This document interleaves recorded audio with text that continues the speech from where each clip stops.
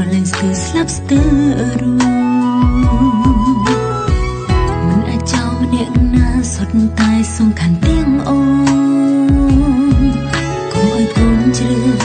ថាយកបារីក៏យកគេបើកូនស្រឡាញ់គេហើយបកគេធ្វើមិនបានទេវិញដងគ្មានកើអីទុំដឹងនឹងផ្សេងទេលោកប៉ាអើយឲ្យព្រមនៅខ្លួនធ្លាប់ថាដោយខ្ទប់ដងហើមឲ្យខ្សែសុំប៉ាលើកលែងអានឹងចិត្តកូនស្រីក្តីសុំកូនកូនមានអ្នកទាំងពីរ